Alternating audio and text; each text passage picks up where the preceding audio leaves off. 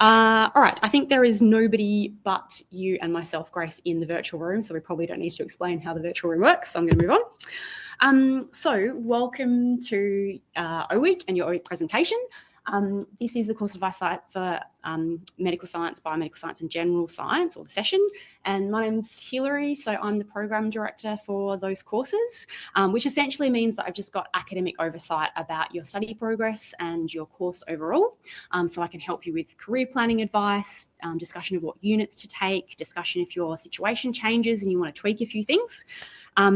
You also are going to see me in some of your units coming up. You'll be really sick of me. A lot of you are probably doing chemical concepts next semester, so you'll see me then.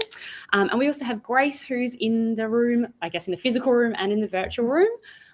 So Grace is a lecturer in foundational science here, so you'll see her in some of your units, including chemistry. How many of you are doing professional orientation in science this semester?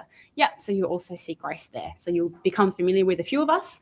Once we head to morning tea, you'll meet another couple of lecturers there, including the Program Director of Environmental Science and one of our main physics data analysis and maths people. So by the end of today, pretty well all the people who are going to pester you for the next semester, you're going to have met and be able to put a name to our faces.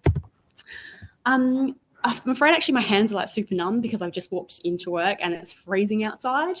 But despite the fact that my fingers are numb, so I can't really change the slides very well, it was such a beautiful walk in. And I don't know if you guys noticed, but there were some kangaroos over the back with the ovals this morning.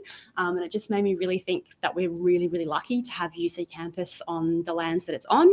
So I would really like to acknowledge that we are on the lands of the Ngunnawal people and pay my respects to their elders past, present and emerging. Welcome. We have a quick video. So you actually just met Tariq before who came in, who's our head of school. Our dean, our executive dean, who's actually the dean of the Faculty of Science and Technology. Her name's Janine. She is an extraordinarily busy person, so she's not able to come in, I guess, to each of the individual sessions because we've got a lot of them running right this second simultaneously. She's amazing, but she's not quite as amazing to be able to clone herself and be in multiple places at once. So there's a welcome video that she's provided. We've actually just put that up on our course advice site though, so I'll let you guys watch that video when you have a chance to click around and explore that site. As I mentioned before, I'm a lecturer and program director. You can get in touch with me via email. We actually have a general student inquiries inbox. There's a heap of students and only a couple of us, but we do have an education team. So basically contacting them first is the best way to get the answer to your question. If you contact me, I might have 400 emails in my inbox and not see it, and it actually might be something really simple that they could answer for you straight away, so they'll always be able to help you in the first instance. They've also got some drop-in times advertised, so you might see on my UC there's a faculty drop-in time. You can actually go and see them in person most days, so you can get an answer to most of your questions that way. Here are a bunch of people you're going to see. As I mentioned, Janine just before with what looks like a very cute husky dog up there, and Tariq, who you met. We have Luke, Associate Professor Luke Nguyen-Hone, who's also our Associate Dean of Education. So the way the faculty works is we've got a dean right at the top. We've got heads of school for the separate schools of science and ITS, but we also have senior staff who are responsible for the research and education amongst our faculty. So you might come across some of these people depending on what questions you have or what kind of study you're doing. It's really amazing here, I think, at UC. Despite the fact that I guess some of these people are incredibly senior, they're all embedded in your units. So you'll actually meet most of these staff through the study that you are doing and you'll have access to them. We also have obviously some incredible researchers here. So whilst you're undertaking your study, you'll get a chance to actually talk to them about what they're doing. And if you're interested in it, you potentially can do a research placement directly in the labs of those staff who are active researchers. Yes, Grace, someone's got a question. No, actually, it's just the slides have stopped changing on the virtual room. Would you mind just checking it's not paused at all? Yes. Oh, they're changing now. They're changing now? All right, no worries. Thank you. Cool, thank you. And thanks whoever pointed that in the chat. All right, so in terms of your course, you're here, first O week, you're thinking about what your study you're going to undertake and what it's going to be like. So what this talk is intended to do is essentially to kind of run you through, if you have certain questions, where could you go to get help, how to find that help, what are some of the systems that are in place to provide you with some support, because you might not even know that they exist yet. There's not going to be a quiz at the end of today's session. There's no way you're going to be able to remember all of this information, But at the end of the day, what we'll make sure you have is access to this presentation, so that, you know, in a few weeks' time when you're thinking, oh, I really need help with XYZ, where is it that I go to get that information? You'll have access to everything you need at that point. I guess one of the best pieces of advice I can give you is, if you're unsure of an answer to a question, head to Student Central. So it's in Building 1. Have any of you been through Building 1 yet? Yeah, a couple of you have, a couple of you haven't. Basically, that's where all of the logistical support is housed. So if you've got a question about your timetable or self-enrollment or a credit application, your student ID cards, fee paying, IT questions, all of that kind of thing, that's all housed in Building 1. There's also staff there who are embedded with our faculty, so our education team who can provide you with course advice. Their drop-in sessions face-to-face are also in that building, so you kind of don't have to be running around all over the place. That's the place to go basically to get all of that help. They're also a really great place to go if you're unsure of where to go to get that help. They can also point you directly in the right direction. They can help you with a heap of logistical stuff, so the processes involved with being a student, but you also might want some information about your academic study. So we do have our course advisors who sit in there, but obviously you don't want to have to wait until you can drop in to find the answer to your question. So we have what's called a digital handbook, which essentially is on our UC site. There's an area that says find a course or find a unit, and when you head to that place, you can find all of the information about the course that you're in, including what units are required, when they are actually offered, so whether it's semester 1, semester 2, winter term, summer semester, what the prerequisites are, what the suggested general study pattern is. All of that information happens to be there. So we oftentimes get a lot of students dropping in to ask us questions about study patterns or units, which is absolutely fine. You're absolutely welcome to do that. But we find that 9 times out of 10, most of those questions have their answers found on our digital handbook. So if you feel like you just want to get in there and do some research yourself and figure out what your options are, the information is all currently available on the digital handbook. That includes things like the unit outlines. So on the digital handbook for example, medical science or biomedical science, it'll tell you as a semester 2 commencer what the general study plan is. It will tell you what units, therefore, you should be taking in what semesters. If you click on those individual units, you'll also be able to go to the unit outline for that unit, which will also give you all of the information specific to that unit. So what learning activities there'll be, what assessment tasks there will be, what all the due dates happen to be, if there are any special assessment requirements like attending laboratories and things like that, all that information is housed there. Again, always welcome to ask any questions that you have, but we want that information to be available for you at all times, essentially. So I'd highly recommend after this session just having a play around there if you haven't already. Have any of you had a look at your courses online now that you've got your UC login details and had a chance to actually see what those units are going to look like? Yep. Anyone found some units that sound super exciting that you're really keen to get into? There's one in medical science that's also a restricted choice, so an availability to choose as a biomedical science student. That's called excitable tissue physiology, and for some reason that name just gets me, and I think I'd really like to go and study that unit. It's a new one that's just being developed next year, so it should be good.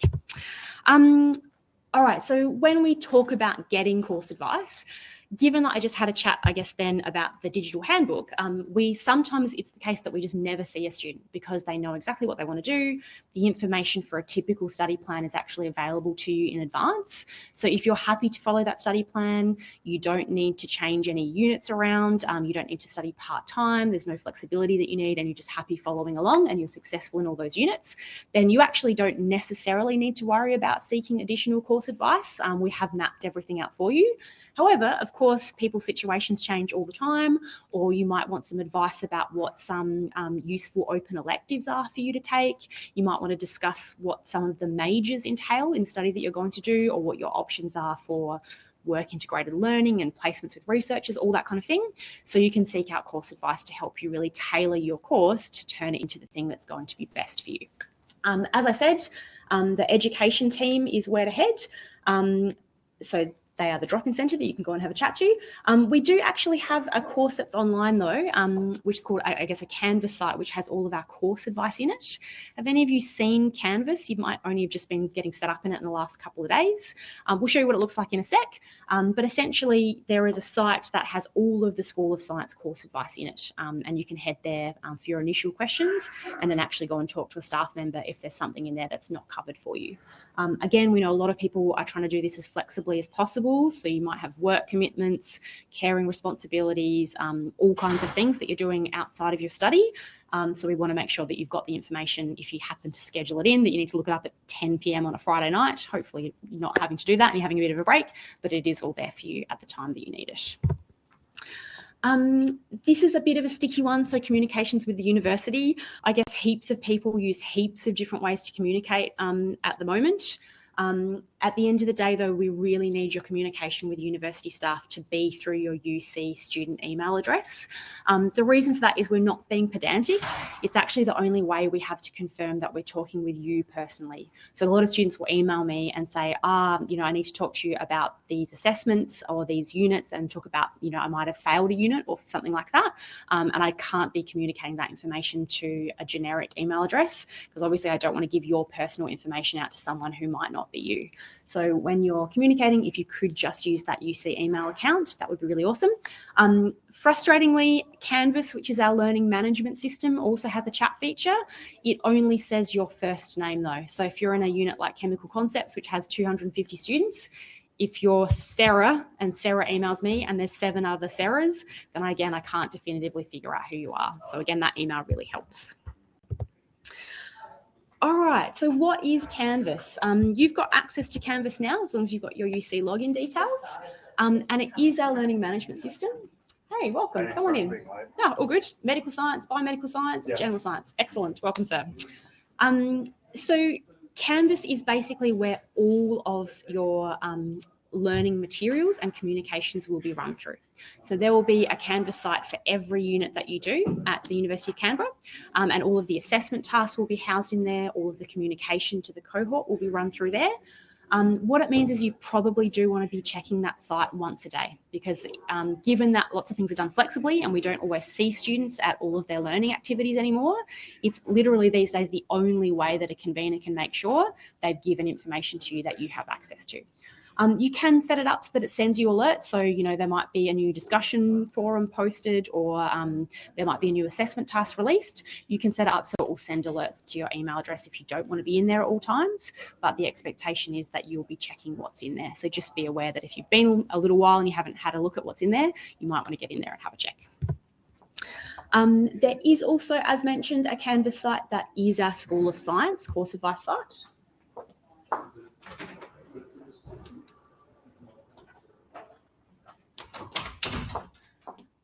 Grace, are those slides moving on now? Where are we up to? That's interesting. Okay. All right, so for those who might be playing at home later on and looking at the shared slides, we're on slide 12 of 33. So there is this School of Science course advice Canvas site. So again, it's got typical study plans. We're actually currently at the moment in the middle of a curriculum review. So all of you have just enrolled in what we would call our new courses. So there's information about those new units that's contained on there as well. Also some really helpful information about placement that you can do. So for example, placement in a clinical lab, within industry, within the government, or within one of our research labs. Starting to think about that actually in your first year is a really helpful thing, and all of that information is online already.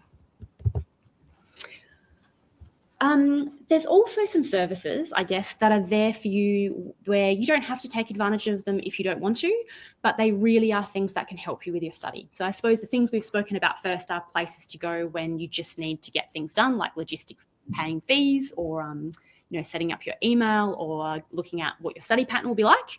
But Study Skills here has basically a suite of things that can help you out. And the thing about study skills, so it's got all kinds of things like if you want some advice on time management, effective study practices, report writing, note taking, if you've got questions about what academic integrity is like at a university setting as opposed to a school setting where you might have been in before, referencing, all that kind of thing. There's also a couple of things associated directly with your units that you're taking. So if you want some extra math support, there's a dedicated group called MASH. They figure what the acronym is. Should be something that would be very easy for me to figure out. I'm guessing the M stands for maths. But they are basically a dedicated team where you can take any maths questions from your units to them and say, oh, I just need someone else to explain this in a different way. Can you give me a hand? It also refers to PALS here. So this is a really great setup that we have. This is I guess, peer-assisted learning. So when you see PALS students, they are people who've just been successful in the units that you are undertaking. So they achieved really well in that unit. So you can kind of trust that they're going to be able to help you with the content, but you can also trust where if there's a couple of things where you're like, I'm not sure about this assessment task, or I'm finding this way of studying really tricky, can you give me some advice about something that might help me study in this unit? You might, I don't know, I mean, I guess I'm getting pretty old. You might not want to come and talk to me as an academic about how to be successful in a unit. You're obviously welcome to, but I get that you might not want to. But these peer-assisted learning leaders, so these PAL students, have literally just done the unit. So you can ask them a whole heap of other things other than just the study for that unit, but they have just been successful in it, so they should be able to give you some advice there. We also have Studiosity, so that's accessible through your Canvas site. It's actually online 24/7 access to study help. So again, you might be finding that you've dedicated some time out of hours to some of your study, and you might not therefore have your course staff. So for example, myself, although I might be online doing work at 10 p.m, I'm not expecting you to be up doing work at 10 p.m, so we won't be discussing, I guess, chemistry at that point.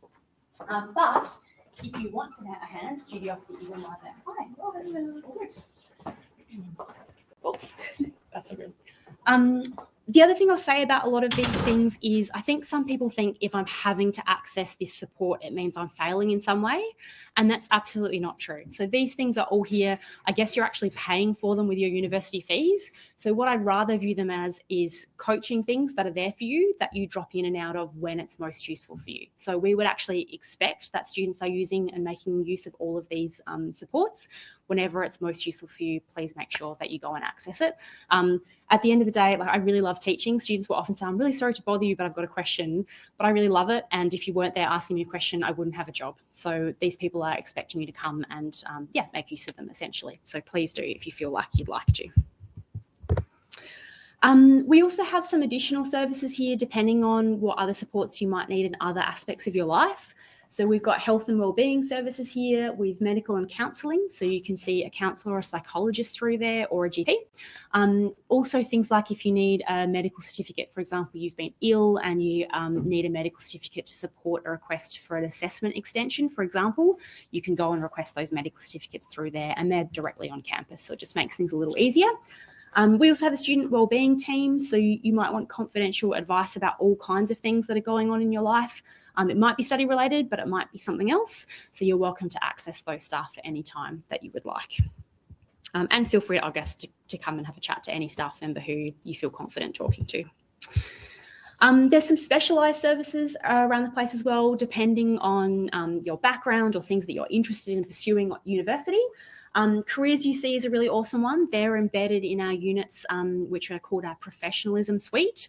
So they're a suite of units where we prepare you for work placement throughout your course, and then basically helps you when you graduate to get a job at the end.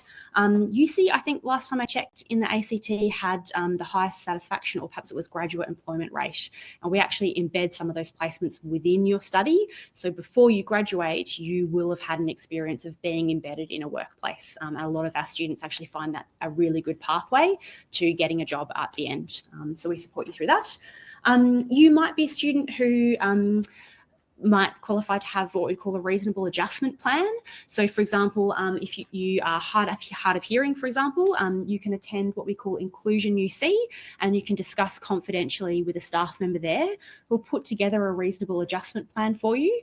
And what that means is it won't have any details on it, except it'll alert any conveners of your units that it might be useful for them to use surround sound when they are lecturing, for example. So if there's anything like that that you need that can support your study, please head along to Inclusion UC and discuss a reasonable adjustment plan with them. It includes things like, we might have a number of students who perhaps are suffering from anxiety, and so they are supported by an extra 10 minutes per 60 minutes if they've got a timed assessment task, or there might be a student who has a solo room when they're sitting. So go and have a chat to Inclusion UC if you think that that might be something that will support you, and they can walk you through that process. As a person who deals with a lot of students in this boat, I'd highly recommend, if you think that's you, going and discussing it with them early, because a convener will always put those things in place, but they can only do what's on the reasonable adjustment plan that's currently on the system. So if you have that chat early, then you can get that on the system straight away, and then your conveners can start implementing it for you basically from your first assessment task. Number of other things on there, I'll leave you guys to have a look through what you may or may not want to have access to. We also have a mentor program, so similar to what I was talking about before with PALS. PALS are definitely unit specific, so you'll see PALS students for chemistry, you'll see PALS students for biology. There's a bunch of units throughout your study that have those students embedded. But we also have a mentor program. I guess this is a bit broader. If this is your very first time at university, and a few of you said it was at the start of the session, you might want to meet a student who's been there before you a couple of years ago, who's just got some handy, hints and tips for you starting out. They are also a student who, again, you should feel confident to just ask whatever question you want of. You might think something's a silly question, but I guarantee if you are thinking it, it means everybody else is thinking it as well. And these guys basically did that themselves in their first year as well, had all those silly questions, quote unquote. So you're welcome to access that program if you want some extra, support. The Student Resource Centre. So I've been here at UC for about 3 years, and it took me about 2 years to find the Student Resource Centre. So if you managed to find it today, you are on the right track. I know where it is now, so I'm happy to take you guys over there if you'd like to see it. It is a really helpful spot though. So essentially it's a centre, surprisingly, a resource centre. We've got access to a heap of textbooks there. There's a heap of study spaces there, but it's also where the PALS teams are run out of. So it's an area where you can go to study. We have a lot of people who form study groups that study in there, but access to those PALS leaders is also through that resource centre. So a really good place to study. The library is also a good place to study, but there's a lot of extra help. There's people who are just kind of hanging out there ready to give you a hand. Yeah, as I said, I found it hard. I think I walked around the building 3 times before I found the entrance, and it was really obvious at the end of the day. But if you'd like anyone to actually walk you over there and show you where it is, just let me know. Take you during morning tea if you like. All right, building your course. So how do you actually do this? You're here, you're like, okay, you've been droning on for ages. What are you actually going to study? Good news is that you all have typical study patterns that you can have a look at to follow, and we'll have a quick chat about those. And then most of you, but not all of you, will also have some options. We'll make these slides available to you, and everything here that's on these slides can also be found on the UC website. So please don't feel stressed you're going to miss something. We do have some principal or some key dates, and these ones are really important in terms of making sure you enroll in your units on time. The other one that's a really important date is Friday the 25th of August. So that's the Friday of week 4. That's our census date. So if you are enrolled in a bunch of units and you decide you might want to make some changes, as long as you withdraw from a unit before that date, then you won't incur any penalty. So it won't show up in your academic transcript as being a failure. You won't also have any financial penalty, so you won't end up needing to pay the HECS for that unit. If you go past that date and there's no kind of extenuating circumstances that we can use to kind of support your withdrawal without penalty afterwards, then both of those things happen. That unit ends up on your transcript as a failure and you end up having to pay for the unit. So that's a really key date. I will also say, please, I know it's easy for me to say at this point, but I think a lot of students get quite stressed about studying 4 units at a time. Is everybody planning to study full-time at the moment? So full-time study load, 4 units. It's certainly doable, so I don't want to stress you out and say it's impossible. But if you've got a lot of things going on in your life, like some other things like paid work or volunteer work or carers responsibilities, we actually really routinely have conversations with students where they say, oh, actually, you know what, I'd like to drop back to 3 units, and it just makes it a lot more manageable for me. All I'm saying and flagging with this date is that you want to have those conversations before that Friday, because a lot of students do come and talk to us. So perhaps have a monitor for yourself over the next few weeks, how you're feeling with your study load, and perhaps get in early and see our course advice team perhaps in week 3 if you feel like there's a unit that you might want to drop. They and myself will always be able to give you the best advice in terms of which unit makes the most sense. So some units are prerequisites for units next year. So if you dropped one of those, it would actually mean you couldn't do certain units next year. There might be other units where it won't impact your prerequisites next year, so that might make more sense to drop one of those instead of one of the first ones in the first camp. But again, we can help you out with that advice if you like. So unit, I was just talking to Grace the other day. We've all worked in a number of different universities, and basically the words mean a gazillion different things. You might have spoken about subjects, I guess, if you're coming from the college area. So you studied chemistry in years 11 and 12 as a subject.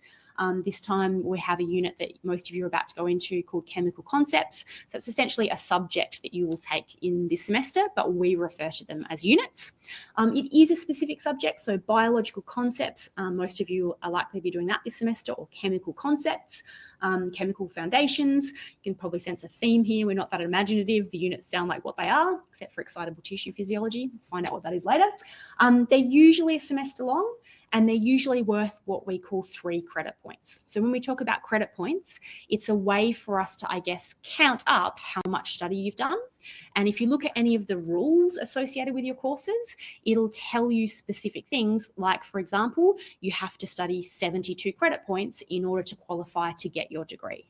So even though it might be annoying when you come and talk to a course advice staff member and we're referring to all these credit points, what we're really trying to do is make sure that you satisfy the requirements of your course so that you can graduate when you expect to.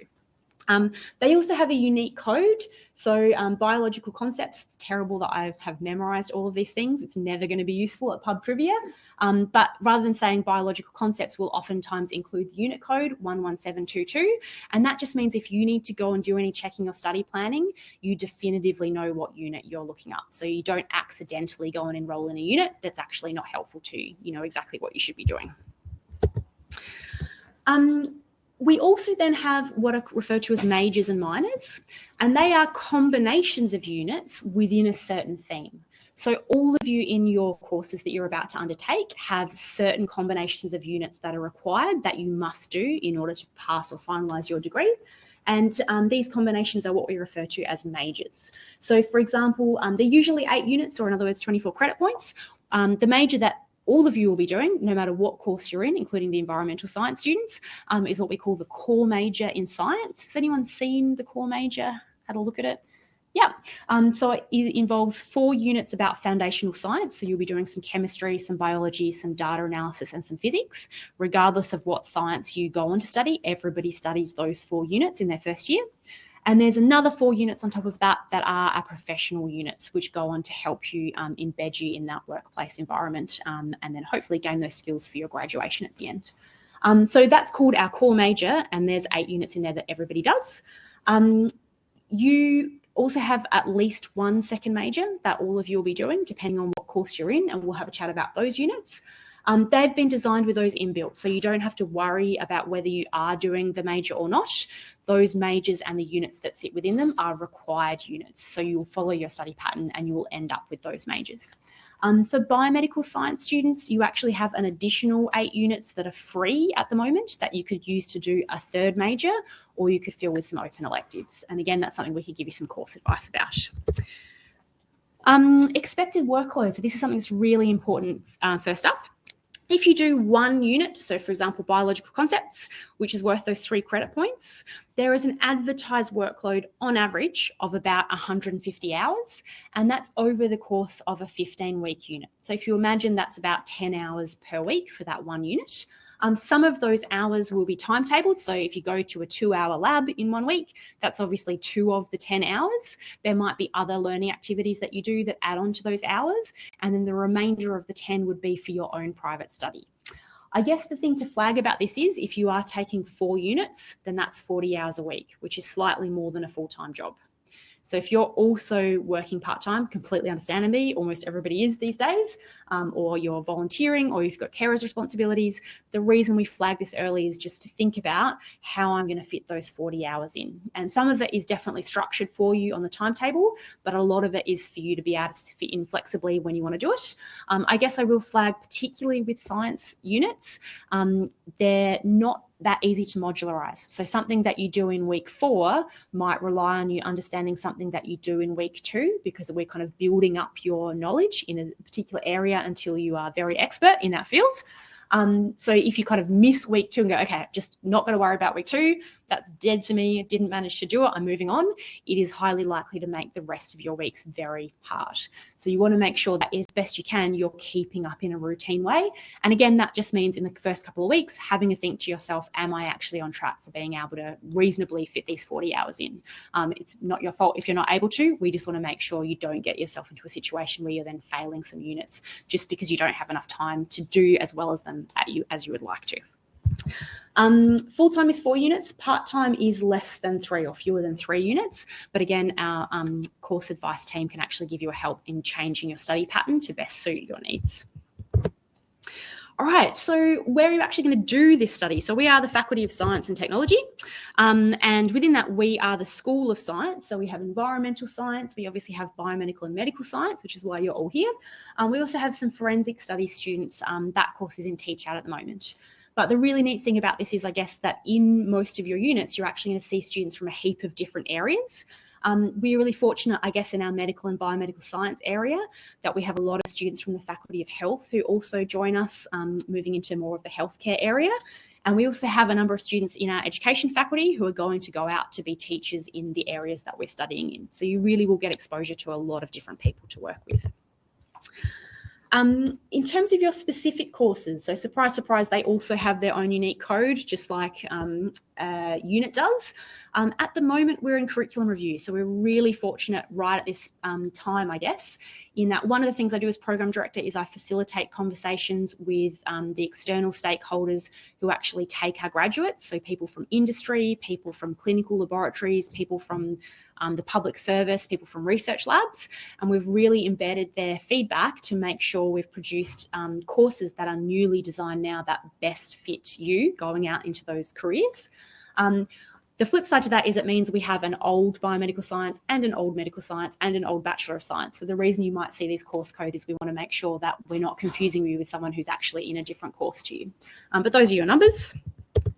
In terms of career paths, there obviously are specific career paths that I guess more directed depending on what your course you're doing.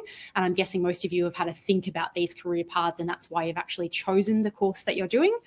You're more than welcome to come and have a chat to me about your career path and some things that we could tailor for your course that would help you get there. At the end of the day, though, I'd say that any science you study is going to, I think, essentially set you up really well for whatever pathway you'd like to go into. Essentially, it's a course that trains you in how to problem solve and think about things. So wherever you want to go, there's going to be useful things that you will take away from your degree. But we can just chat about these things in a bit more detail. We also have postgraduate study options here. So there's options in going to the Faculty of Health. There's also options in going to research labs embedded with our research groups here in the School of Science. So if you're interested in progressing your study, I guess, in a research capacity here, please come have a chat to us as well, because we've got that pathway available. We're really fortunate, I think, here at UC. We get a lot of feedback from our external stakeholders talking about just how well our students are able to go into their workplaces and be applied and get the work done. So you have a lot of exposure to hands-on exposure to systems, instruments, researchers who are actually embedded in your units and convening your units. So really lucky there. We have academic staff members who are members of the Centre of Research and Therapeutic Solutions here, so again conducting active research, and you will essentially have exposure to them right from your first and second years. As I mentioned, you also have a work integrated learning opportunity. So one of your units actually is a professional placement. So you get credit for that unit of going into a workplace, and you guys can actually find, we'll give you support to do this, but you are able to identify the workplace that you think is going to be most interesting and for you and best suit the degree or the area that you'd like to go into. You've got a bit of time to sort that out. I think it's not until your 3rd year that you need to worry about it, but we actually start helping you right in your 1st year to identify basically the pathway that you'd like to go down and how you might go about contacting someone who can actually place you for that. So really exciting thing to do. All right, let's finish up with some final study plans. Whose brains are already overloaded? Has everyone got all the acronyms down? Yep. Okay. So if you are doing Bachelor of Science Biomedical Science, I'm going to run through a couple of them.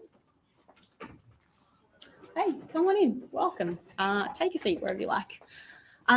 So Bachelor of Science Biomedical Science, that was a few of you, I think, who said you were doing that one. So you can see we have our semester 2 start in your 1st year.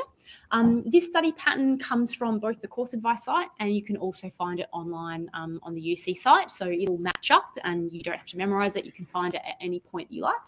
But most of you, I would anticipate, will start with professional orientation in science, biological concepts, chemical concepts, and then this is referred to as a restricted choice unit.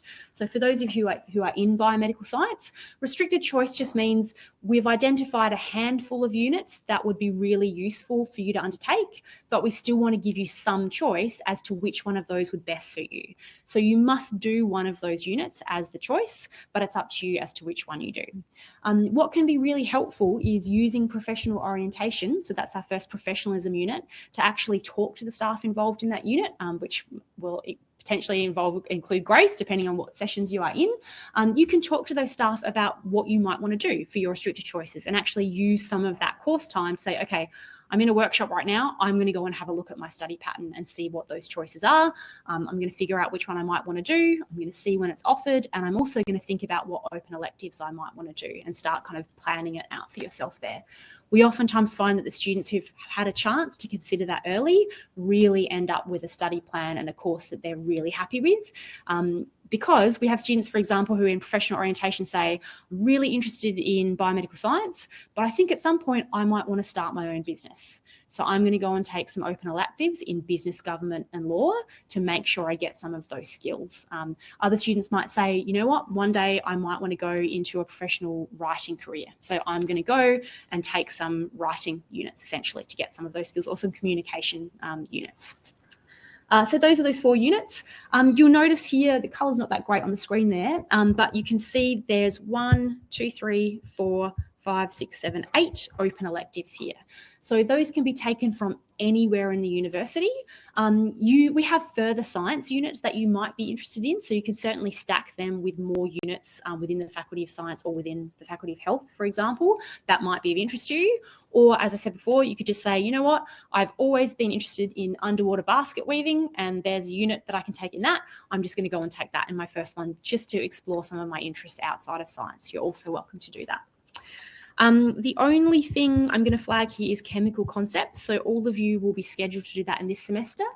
It actually has school chemistry as assumed knowledge. So we have some supports in there to help students who might be coming into that unit without that assumed knowledge, but it is a relatively big jump if you've done no chemistry study before or if it was a while ago.